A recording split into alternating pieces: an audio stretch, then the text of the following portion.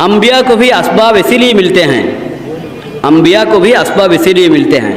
सुनो तो सही मैं क्या कह रहा, अम्बिया को भी असबाब इसीलिए मिलते हैं, हमारी तो क्या हैसियत है। अम्बिया को भी असबाब अल्लाह इसीलिए देते हैं, सुनो गौर से, अम्बिया को भी अल्लाह असबाब इसीलिए देते हैं कि देखना चाहते हैं कि इस वक्त या इस सबब कि इस वक्त ये इस सबब की वजह से मुझे याद रखते हैं या सबब की वजह से मेरा हुक्म ज़ाय हो जाता है।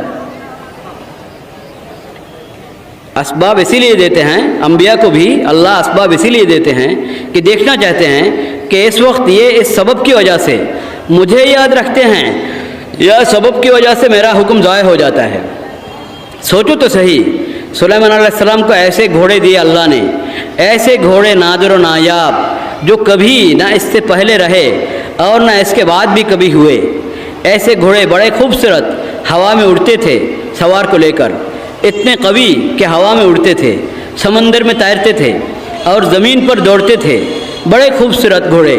सुलेमान अलैहिस्सलाम इन घोड़ों को देखने में मशगूल हो गए, सुलेमान अलैहिस्सलाम इन घोड़ों को देखने में मशगूल हो गए, घोड़ों को देखने में मशगूल हो गए, सुलेमान अलैहिस्सलाम घोड़ों को देखने में मशगूल हो गए और ऐसे मशगूल हुए कि असर की नमाज कदा हो गई और सूरज डूब गया घोड़े देखने में।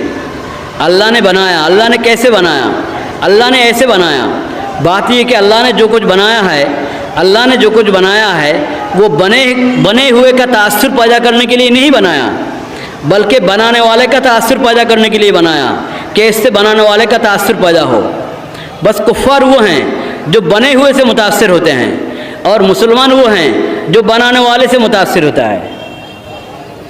बना हुआ बनाने वाले के तारुफ के लिए है। इस वक्त अल्लाह को याद करते, इस वक्त अल्लाह को याद करते, उनको देखने में मशगूल हो गए और असर की नमाज कदा हो गई। देखा वक्त, अरे असर नहीं पढ़ी, इतना गम असर की नमाज के कदा होने का। तलवार मंगाई और सारे घोड़े काट कर ख़त्म कर दिए, कोई बाकी नहीं रखा कि उनकी नस्ल ही ख़त्म कर दो, इसलिए कि इन घोड़ों को देखने की वजह से असर की नमाज कदा हो गई। सोचो, जिन्हें अपने अमल के ज़ाय होने का गम होता है अल्लाह उसके अमल को ज़ाय नहीं करते, जिन्हें अपने अमल के ज़ाय होने का गम होता है अल्लाह उसके अमल को ज़ाय नहीं करते। कहा तलवार लाओ और सारे घोड़े ख़त्म। कहा है अल्लाह मुझे आज के असर पढ़नी है, मुझे नहीं चाहिए घोड़े, मुझे आज के असर चाहिए। 24/9/2019 বাদ ফজর। তো আসবাব আল্লাহ পরীক্ষার জন্য দিয়েছেন। ওই পরীক্ষার মধ্যে ওনার ভাষা হলো সুলাইমান আলাইহিস সালামের দরকার ছিল এখন আল্লাহকে স্মরণ করা, তা না করে উনি ঘোড়া দেখার মধ্যে মগ্ন হয়ে গেলেন। আল্লাহকে স্মরণ করা দরকার ছিল, দুইবার বলছেন আল্লাহকে স্মরণ করা দরকার ছিল, এখন আল্লাহকে স্মরণ করা দরকার ছিল, কিন্তু উনি ঘোড়া দেখতে ব্যস্ত হয়ে গেলেন। সুলাইমান আলাইহিস সালামের এই ঘোড়াগুলো ওইগুলো আল্লাহ রাস্তার ঘোড়া ছিল না? এগুলো তো আল্লাহ রাস্তার ঘোড়া ছিল নাকি দুনিয়াদারদের? দুনিয়ার ধন সম্পদ যেমন থাকে দুনিয়াদারদের, ওরকম ঘোড়া ছিল সুলাইমান আলাইহিস সালামের। কথা বলেন না কেন? সুলাইমান আলাইহিস সালামের ঘোড়াগুলো আল্লাহ রাস্তার ঘোড়া ছিল না? তো আল্লাহ রাস্তার ঘোড়ার দেখভাল করে, এটা তো নেক আমল। তুমি তো আল্লাহ রাস্তার ঘোড়ার দেখভাল করছেন, এই দেখভাল করছেন, লম্বা সময় নিয়ে দেখভাল করছেন। এর ভিতরে ওনার ওই দিনের ওজিফা, কোরআনে তো জিকিরের কথা আছে, কোরআনের শব্দ তো হলো জিকির।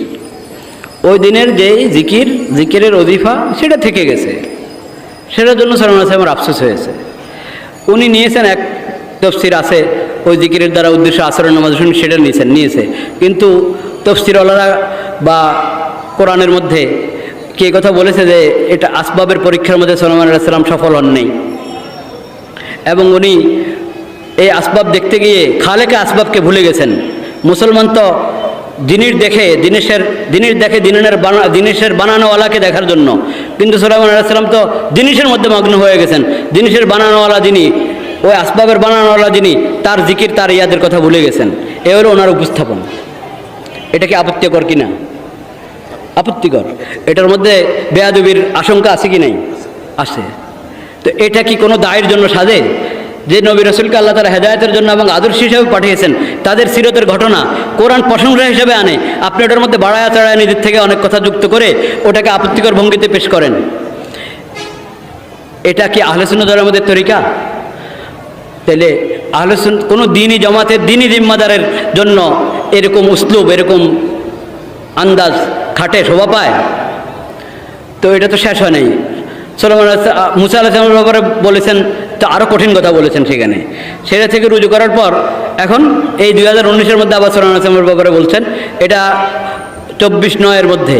আবার আরও আগে 17 জুন 2019 বাদ ফজর, সেখানেও সুলাইমান আলাইহিসসালামের